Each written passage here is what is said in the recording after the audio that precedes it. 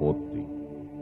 அகிலத்தில் எப்போதெல்லாம் தர்மங்கள் குறைந்து அதர்மங்கள் நிறைந்து நல்லோர்கள் துன்பத்திற்கு ஆளாகிறார்களோ அப்போதெல்லாம் அவதார மகிமையை நிகழ்த்துகிறான் ஆண்டவன்.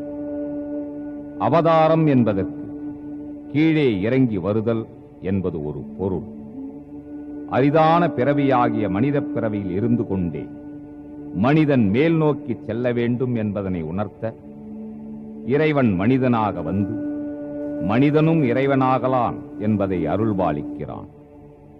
அதற்காக அகிலாண்டேஸ்வரன் புரிந்த திருவிளையாடல்கள் 64. அந்த அற்புத பொக்கிஷம் இகபர சுகத்தை அளிக்க வல்லது. அது ஓம் நம சிவாய, ஓம் நம சிவாய, ஓம் நம சிவாய, ஓம் நம சிவாய, ஓம் நம சிவாய, ஓம் நம சிவாய. அருளே போற்றி, அருட்பெரும் கருணையே போற்றி, ஆதியும் அந்தமிலா ஆனந்த ஜோதியே போற்றி. இகபர சுகமே போற்றி. ஈசனே நேசீடிலா வாசனே போற்றி. உருவே போற்றி, உறவே உணர்வே போற்றி. ஊன் தந்து உயிர் காக்கும் ஊற்றே ஒளியே போற்றி. எனதரசே போற்றி, எங்கள் முதல்வா போற்றி. ஏற்றமிகு தந்தருளும் ஏகாந்த நிலையே போற்றி. ஐயனே போற்றி, ஐந்து முகத்தவா போற்றி. ஒன்றாகிப் பலவாகும் ஒப்பற்ற முன்னவா போற்றி. ஓமெனும் மந்திரமே ஓங்காரப் பொருளே போற்றி. ஔஷதமாய் வந்தருளும் அருளே போற்றி போற்றி. ஓம் நம சிவாய, ஓம் நம சிவாய, ஓம் நம சிவாய. அம்மையே, அகர முதல எழுத்தெல்லாம் கொண்டு எம்மை ஆராதித்த அங்கையர் கன்னியே, இறைவனை வழிபட இருப்பது 2 முறைகள். 1 மனதின் உட்புற வழிபாடு, 2 வெளிப்புற வழிபாடு. அபிஷேகம், அலங்காரம், அர்ச்சனை, நைவேத்தியம், ஆரத்தி போன்ற உபச்சாரங்களின் எண்ணிக்கை 16. 16 விதமான உபச்சாரங்களுடன் இறைவனை பூஜிப்பது வெளிப்புற வழிபாடு. 16 விதமான உபச்சாரங்களின் பொருட்கள் இல்லாத போது அப்பொருட்களின் பிரதிநிதியாக புஷ்பத்தை பாவித்து ஆண்டவனை ஆராதிக்கலாம். ஆனால் மனதினால் தியானிக்கப்படுகின்ற உட்புற வழிபாட்டிலோ 16 உபச்சாரங்களையும் மனத்தால் பாவித்து அனைத்தையும் அர்ப்பணம் செய்துவிடலாம். வழிபாடு எப்படி இருப்பினும் பக்திக்கு அடிப்படை பரிபூரண சரணாகதி. உமையவளே, உனது வழிபாடு எமது உள்ளத்தில் நிலைத்து விட்டது. பக்தி குகந்த வரம் கேட்கலாம். பரமதயாளா, பதியிடம் சதியானவள் வரம் பெறுவதா? உலக நடைமுறையை உணர்த்துவது எமது கடமை. மலைமகளே, ஒரு மனைவியானவள் தன் மணாளனிடம் பெறும் வரமானது 3. முதலாவது மாங்கல்யம், 2வது மக்கட் செல்வம், 3வது மகிழ்ச்சியான இல்லறம். இல்லறமே நல்லறம். இல்லறத்தை நல்லறமாக்கும் பொறுப்பு எவரிடம் அமைந்திருக்கிறது பெருமானே? இல்லாள் எனும் இனியவளிடம். இல்லாள் என்பதற்கு பொருள்? இல்லாமை எனும் சொல்லை சொல்லாமல் இருப்பவளே இல்லாள். இல்லாள் இல்லாதவன் எதுவும் இல்லாதவன் தானே? எதனை சுட்டிக்காட்ட இதனை கேட்கிறாய் இமையவளே? சதிபதியாக இருந்தாலும் பாவ புண்ணியங்கள் மட்டும் மாறுபடுகிறதே. தலைமகளே, ஒரு மணாளன் பெற்ற புண்ணியம் அனைத்தும் அவனது மனைவியை சேரும். அதே மணாளன் பெற்ற பாவம் அனைத்தும் அவனையே சேரும். ஒரு மனைவி பெற்ற புண்ணியம் அனைத்தும் அவளையே சேரும். அதே மனைவி பெற்ற பாவம் அனைத்தும் அவனையே சேரும். எதற்காக சுவாமி இந்த பாகுபாடு? பிறந்த வீட்டை துறந்து புகுந்த வீட்டிற்கு வருகிறாள் மனைவி. நம்பி வந்தவளை நல்லவிதமாக வாழ வைக்க வேண்டிய கடமை மணாளனுடையது. அதனால் தான் பெற்ற புண்ணியம், அவள் பெற்ற புண்ணியம் அனைத்தையும் அவளுக்கே தருகிறான். அது மட்டுமல்லாமல் தான் பெற்ற பாவம், அவள் பெற்ற பாவம் அனைத்தையும் தானே ஏற்றுக்கொள்கிறான். காரணம், திருமண வேளையில் மந்திரபூர்வமாக மனைவிக்கு செய்து கொடுக்கும் சத்தியத்தை மணாளன் காப்பாற்றுகிறான்.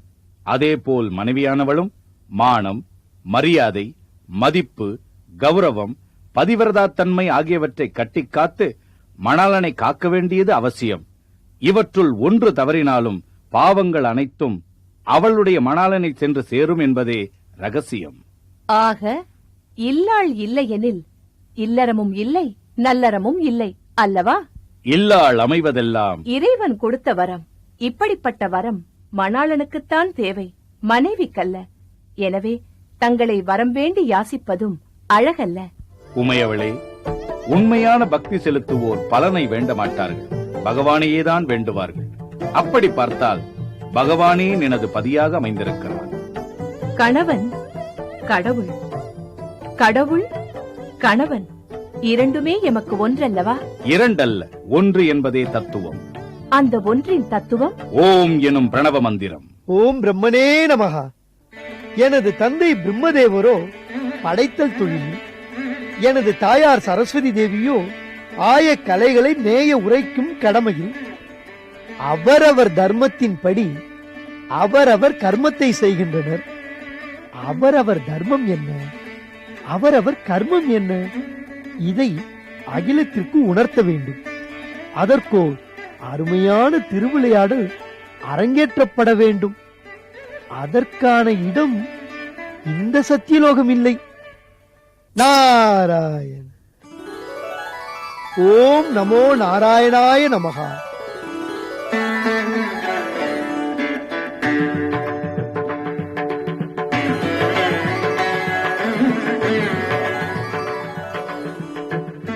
பார்க்கடல் பரந்தாமனின் தர்மம் காத்தல், தாயார் மகாலட்சுமி தேவியாரின் தர்மம் பதிவிரதா சேவை.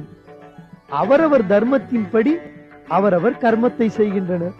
இந்த அருமையான கருத்தை இவர்கள் மூலமாக அகிலத்திற்கு உணர்த்தலாம் என்றால், பரந்தாமனோ யோக சயனத்தில், அலைமுகலோ ஆனந்த சாகரத்தில்.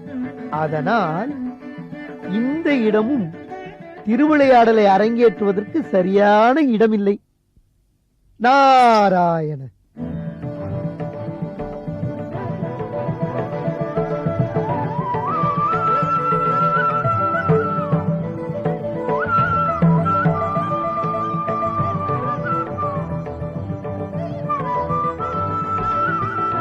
நல்ல இடம் இந்த இடம். அவரவர் தர்மத்தின்படி அவரவர் கர்மத்தை செய்ய வேண்டும் என்பதை அகிலமாந்தர் அனைவரும் உணர்வதற்கான அருமையான இடம். இந்த இடத்தில் இருந்துதான் திருவிளையாடல் தொடங்க வேண்டும். நாதன் நாமம் நமச்சிவாயவே, நம்பன் நாமம் நமச்சிவாயவே, நல்லார் நாமம் நமச்சிவாயவே. நாரத மகரிஷியின் வரவினால் நடப்பவை நல்லவையாக நடக்கட்டும். அருளுக்கு அருளாகும் அருளாடலை அருள் பொழியும் ஆதியும் அந்தமும் இல்லா அருட்பெரும் ஜோதியே, இம்மைக்கும் மறுமைக்கும் ஈகபர சுகமளிக்கும் இதமான பதமே, துந்துவிகள் முழங்க, தூபங்கள் வாசனை வழங்க, தூய மொழி பண்ணிசைக்க, தந்தோம் தந்தோம் என வந்தோர் உள்ளத்தை தந்தோம் என இன்னிசைக்க, தோளுடை தோளாய் துணையான உமாதேவியார் துணையிருக்க, ஈசனே போற்றி, காணும் இறைவனே போற்றி, கருணை வடிவினனே போற்றி, கைலை வாசனே போற்றி போற்றி என போற்றி பணியும் காவலுக்குரிய நந்திதேவர், காவியத்திற்குரிய சப்த ரிஷிகள், சாந்த முனிவர்கள், கருணை கடாட்சத்திற்காக காத்து நிற்கும் சிவகணங்கள், காலனின் தூதுவர்களாகிய பூதகணங்கள், இவர்கள் அனைவரும் தங்களையே தங்கள் திருவடியில் சாற்றி நிற்க, தேனமர் பொழிலாய் விளங்கும் வானமர் திருக்கையிலை இதனில் வளமும் நலமும் வழங்கி அருள் புரியும் சிவஞான நிலையே, சிவயோக நிறைவே, சிவபோக உருவே, சிவமான திருவே, சிவம் என போற்றும் அன்பே, அறிவே, அழகே, சில வினாக்களை தங்கள் முன் சமர்ப்பித்து வினாக்களுக்கான சரியான விடைகளை பெற்று அகிலத்திற்கு அவற்றை அளித்திட வேண்டும். அதனால் அகிலமாந்தர்கள் அனைவரும் நலம் பெற வேண்டும் என்ற நல்ல எண்ணத்தில் திருக்கையிலையை நாடி வந்துள்ளேன். நாரத மகரிஷியே, கேட்பது கிடைக்கும். எம்பெருமானே, எப்பொருள் பிறருக்கு கொடுத்தால் வளரும்? கல்வி. எப்பொருள் நாளுக்கு நாள் அழியும்? ஆயுள். ஒருவன் பரம்பொருளை உணர்வது எப்படி? தன்னை உணர்ந்தவனே பரம்பொருளை உணர்ந்தவனாவான். எளிதில் கிடைக்க முடியாதது எது? சத்குருவும் ஆத்ம ஞானமும். செய்ய வேண்டிய கர்மா எது? அவரவர் தர்மத்தை அவரவர் செய்வது. செய்ய தகாத கர்மா எது? பாவத்தை செய்வது. தரித்திரன் யார்? கர்மித்தனத்துடன் வாழ்பவன். செல்வன் யார்? எப்பொழுதும் மனமகிழ்ச்சியுடன் இருப்பவன். உயிர் இருந்தும் உயிரற்றவனாக கருதப்படுபவன் எவன்? எவ்வித முயற்சியும் இல்லாதவன். எதை அறிந்து கொள்வதில் ஆண்கள் சாமர்த்தியமற்றவர்கள்? ஒரு பெண்ணின் மனது, அவளின் நடத்தை. நிரந்தரமான வலி எது? சம்சாரம். நானா? அதற்கான மருத்துவம்? சந்நியாசம். அவரேதான். சுவாமி, நிரந்தரமான வலி சம்சாரமா? அதற்கான மருத்துவம் சந்நியாசமா? சந்நியாச நிலை பலவாகும். பிரம்மச்சரியத்திலிருந்து சந்நியாசம், கிரகஸ்தத்திலிருந்து சந்நியாசம், வானப்பிரஸ்தம், அதாவது வயது 60க்கு மேல் பத்தினியுடனோ அல்லது தனியாகவோ ரிஷிகளுக்கு சமமான ஓர் வாழ்க்கையை மேற்கொள்ளும் வானப்பிரஸ்தத்திலிருந்தும் சந்நியாசம் ஏற்றுக்கொள்ளலாம். உலகில் அனைவருமே சந்நியாசம் பெற்றுவிட்டால் எந்த பிரச்சனையுமே இருக்காது. பிரச்சனைகள் தான் இந்த உலகமா? உதாரணத்திற்கு ஒரு குறிப்பு தருகிறேன். உன்னிப்பாக கவனித்தால் உண்மை புரியும். சத்தியலோகத்தில் இருக்கும் எனது தந்தை பிரம்மதேவருக்கோ படைத்தல் தொழில், திருப்பார்க்கடலில் சயனித்திருக்கும் திருமாலுக்கோ காத்தல் தொழில், திருக்கைலாயவாசனுக்கோ அழித்தல் தொழில். அப்படி இருக்க அனைத்துமே சிவம் என்ற தத்துவம் எப்படி அமைந்தது? அகிலத்தின் படைப்புக்கு முன்னரும் அப்படைப்பின் மத்திய காலத்திலும் சங்கரன் எனும் திருப்பெயரை தாங்கி நின்ற பகவான் எந்த விதமாக இருந்தார்? எத்திரு உருவமுடன் திருவருள் பொழிந்தார்? எந்த மூலத்திலிருந்து எம்பெருமான் வந்தருளுகிறார்? எப்படிப்பட்ட பலன்களை தந்தருளுகிறார்? இவைகள் விளக்கமாக தெரிந்துவிட்டால் இவ்வுலகில் பிரச்சனைகளே இருக்காது.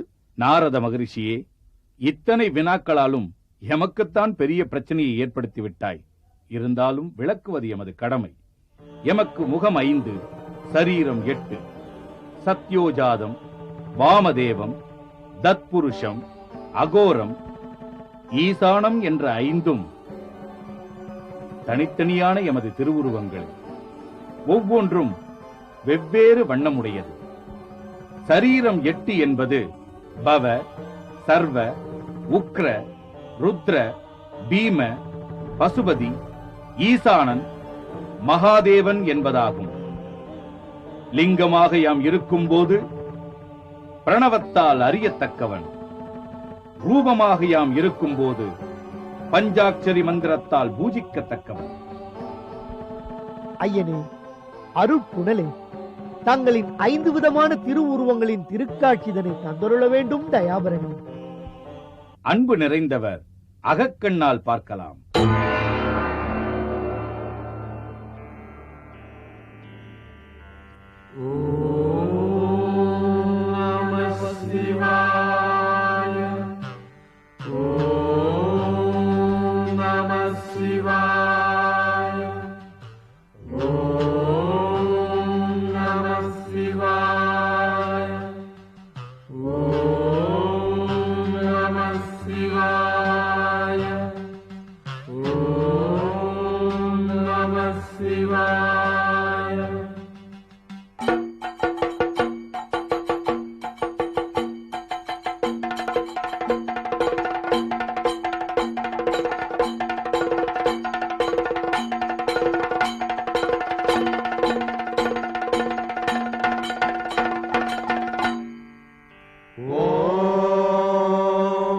सद्योजातं प्रपद्यामि सद्योजाताय वै नमो नमः।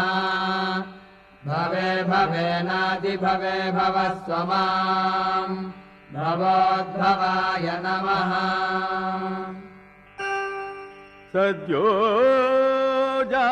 वैदिक मंत्र प्रतिपाद्य शिवश्री पादुकां पूजयामि।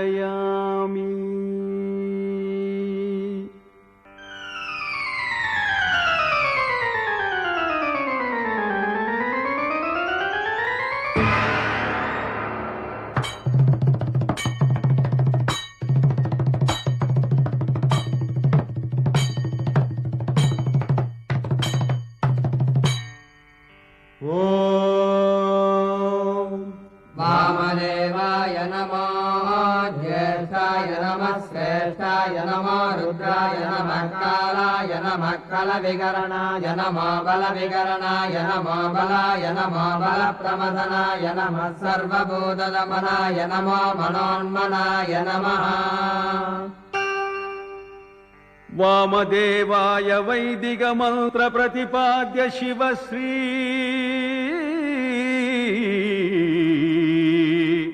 पादुकां पूजयामि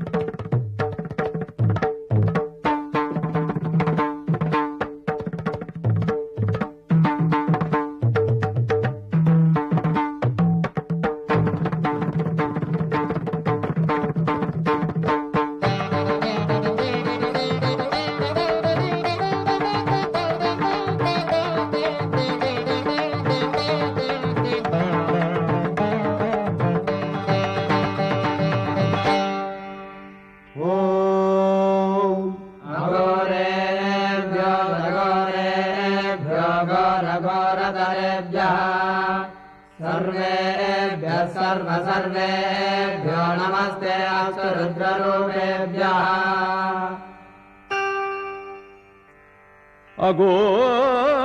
अघोर वैदिक मंत्र प्रतिपाद्य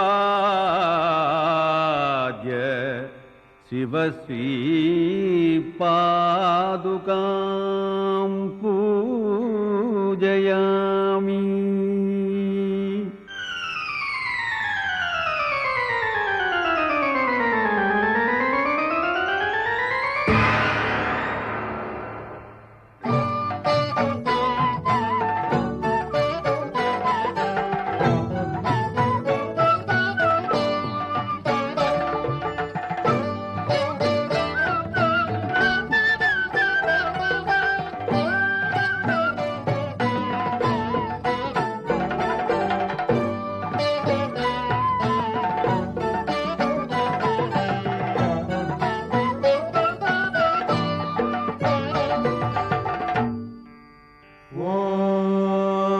तत्पुरुषाय विद्महे महादेवाय धीमहि तन्नो रुद्रः प्रचोदयात्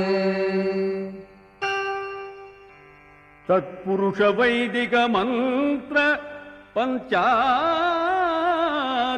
प्रतिपाद्य शिवश्री पादुकां पूजयामि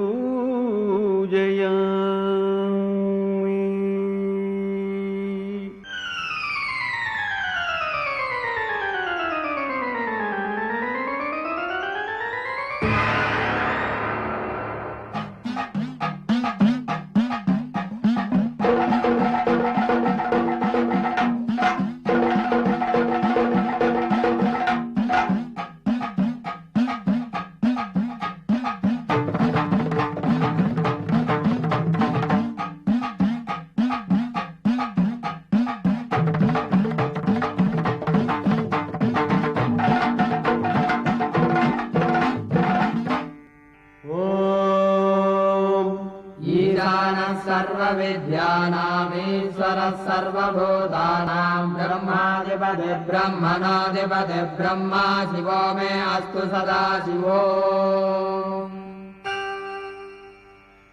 ईशान वैदिक मंत्र प्रतिपाद्य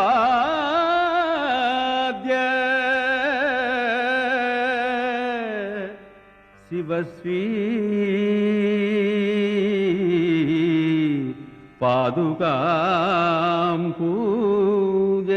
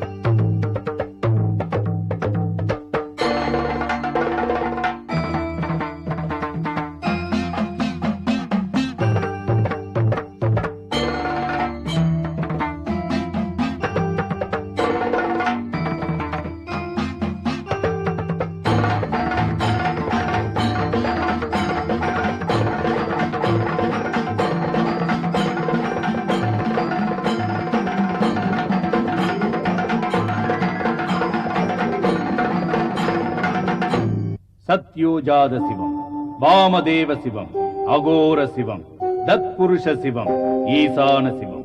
இதுவே எமது